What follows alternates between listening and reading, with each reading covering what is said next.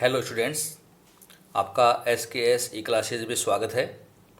आज हम जो टॉपिक ले रहे हैं वो है यूल का गुण साहचर्य गुणांक, Yule's coefficient of association of attributes. Students, आपने वेरिएबल्स में कार्ल पियर्सन का सहसंबंध गुणांक पढ़ा था। ठीक उसी प्रकार से एट्रीब्यूट्स में भी हम साहचर्य गुणांक पढ़ेंगे, जो हमें हमारी दो गुणों में सहसंबंध को प्रकट करेगा कि अर्थात दोनों गुणों में सहसंबंध धनात्मक है या ऋणात्मक है, या उच्च मात्रा में है या मध्यम मात्रा में है या निम्न मात्रा में है, या सहसंबंध का अभाव है, अर्थात दोनों ही गुण स्वतंत्र हैं। तो ये अध्ययन करने के लिए हम आज का जो टॉपिक ले रहे हैं वो है यूल का गुणशास्त्रीय गुणांक। आपको मैं यहाँ बता देना चाहूँ कि एमकॉम प्रीवियस का जो पेपर है ये एडवांस बिजनेस स्टेट्स, इसमें 20 नंबर का क्वेश्चन हर वर्ष एग्जाम में आता है। ये एक इम्पोर्टेंट टॉपिक है और मोस्ट प्रोबेबली आपसे यूल का शास्त्रीय गुणांक पूछते हैं, तो आपको ये टॉपिक बहुत अच्छी तरीके से आना चाहिए। तो इसको आप अच्छी तरीके से समझने की कोशिश कीजिए। प्रसिद्ध सांख्यिक जी यूडनी यूल अर्थात यूल ने सन 1900 ईस्वी में दो गुणों में शास्त्रीय की मात्रा का सापेक्ष माप प्रस्तुत किया, जिसे यूल का गुण शास्त्रीय कहते हैं। गुण शास्त्रीय गुणांक का निर्वचन कार्ल पियर्सन के सहसंबंध गुणांक की भांति होता है। यदि यूल का सहसंबंध गुणांक 0 होता है तो ए और बी में गुण स्वतंत्र हैं, अर्थात हमारे दोनों गुण स्वतंत्र हैं, किसी प्रकार का शास्त्रीय नहीं है। यदि यूल के सहसंबंध में हमारा आंसर +1 और -1 आता है तो +1 का मतलब पूर्ण धनात्मक शास्त्रीय और -1 का मतलब पूर्ण ऋणात्मक शास्त्रीय, या इनके बीच में आता है तो हम कार्ल पियर्सन का निर्वचन जो किया था ठीक उसी प्रकार से हम यूल के शास्त्रीय गुणांक का निर्वचन भी करेंगे। इसका सूत्र समझिए आप। दो गुणों के लिए QAB इक्वल टू दोनों पॉजिटिव गुण फिर दोनों नेगेटिव गुण, एक पॉजिटिव एक नेगेटिव, एक पॉजिटिव एक नेगेटिव।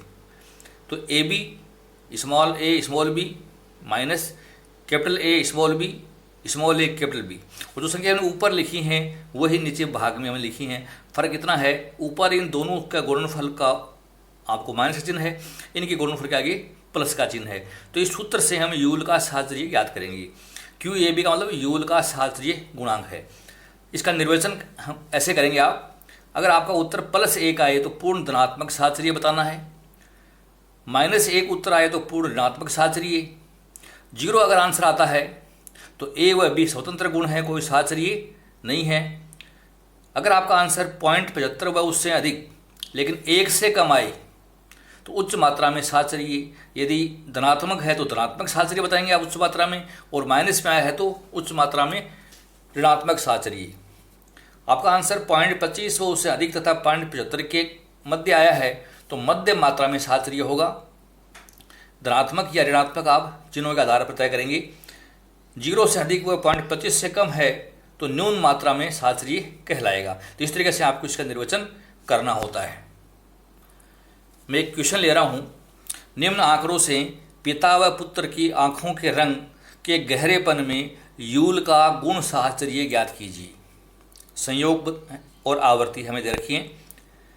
काली आंखों वाले पिता और काली आंखों वाले पुत्र 50, काली आंखों वाले पिता और हल्के रंग की आंखों वाले पुत्र 79, हल्के रंग की आंखों वाले पिता और काली आंखों वाले पुत्र 89, हल्के रंग की आंखों वाले पिता और हल्के रंग की आंखों वाले पुत्र 782। तो ये हमें आवृत्तियाँ दे रखी हैं और हमें इसमें पूछा है कि यूल का गुण शास्त्रीय ज्ञात करके आपको बताना है। हम आंसर निकालते हैं। आंसर निकालने से पहले हमें कुछ नोटेशन लेने हैं, हमें संकेतक करना है। काली आंखों वाले पिता, यहाँ पर हमने शब्द यूज किया है काली आंखों वाले पिता। हम इनको कैपिटल में A नाम दे रहे हैं। और हल्की आंखों वाले पिता, हल्के रंग की आँखों वाले पिता, ये स्मॉल ए हो जाएगा।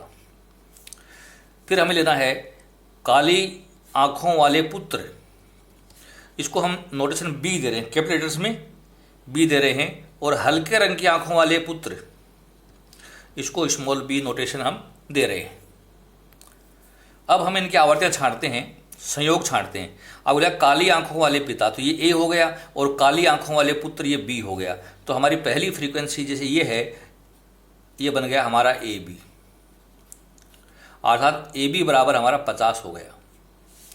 ए बी का मान हो गया 50। काली आंखों वाले पिता, तो काली आंखों वाले पिता को हमने नाम दिया है ए, और हल्के रंग की आंखों वाले पुत्र, तो ये स्मॉल बी हो गया। तो ए स्मॉल बी हो गया हमारा 79। हल्के रंग की आंखों वाले पिता, तो हल्के रंग की आंखों वाले पिता को हमने दिया स्मॉल ए, और काली आंखों वाले पुत्र ये कैपिटल बी हो गया, इक्वल टू 89 हो गया, 89।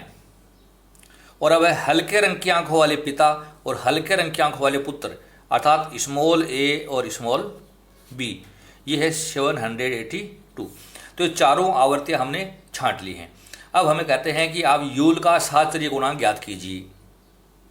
तो यूल का सहस्त्रीय का सूत्र ये था, ये हमने उतार लिया, क्यू ए बी बराबर, दोनों आपके पास पॉजिटिव फिर दोनों नेगेटिव हैं, फिर 1/1 एक पॉजिटिव एक नेगेटिव, अर्थात तो 4 फ्रीक्वेंसी थी, आपको इस प्रकार से लिख लेनी है।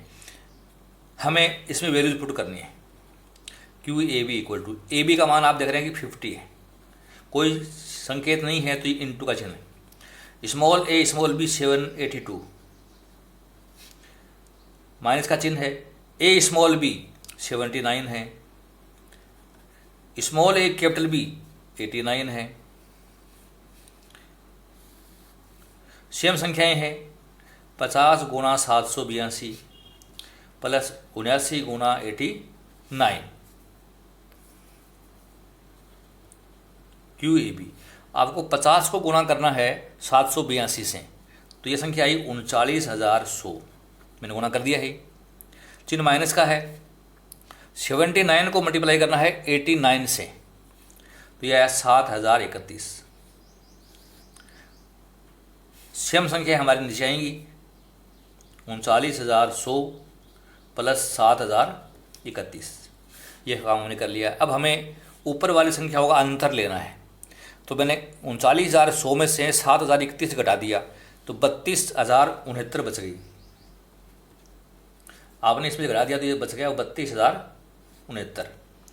इन दोनों का हमें योग करना है, 39,100 प्लस 7,031, तो ये आया 46,131।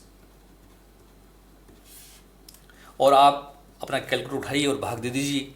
भाग देने पर हमारी संख्या आती है 0.695, और ये प्लस में आया है तो हमारा धनात्मक क्षय संबंध है। और हम देख रहे हैं कि ये हमारा 75 से अधिक नहीं है, इससे कम है, 0.25 से अधिक, लेकिन 75 से कम इस रेंज में है, तो हम इसको कहेंगे ये मध्यम मात्रा में धनात्मक साहचर्य है। अतः पिता व पुत्र की आंखों के कालेपन में मध्यम मात्रा का धनात्मक साहचर्य। हम कह सकते हैं कि अगर काली आंखों वाले पिता हैं तो उनके काली आंखों वाले पुत्र होने के चांसेस 0.7 है, अर्थात 70% है। और हल्के रंग की आंखों वाले पिताओं के हल्के रंग की आंखों वाले पुत्रों के चांसेस वो भी 70% है। तो हमारा साहचर्य है वह है, यूँ कहें कि मध्य मात्रा से भी कहीं अधिक है, यूँ कह सकते हैं उच्च मात्रा के निकट है, और ये धनात्मक साहचर्य है। तो इस तरीके से हम यूल का साहचर्य गुणांक की गणना करके दिखा सकते हैं। आप कोई सूत्र कैसे बना, मैं ये बताना चाहता हूँ। हमारी 9 वर्ग तालिका आपने पढ़ी है, और 9 वर्ग तालिका में कुल मैंने 9 स्क्वायर आपको बताए थे।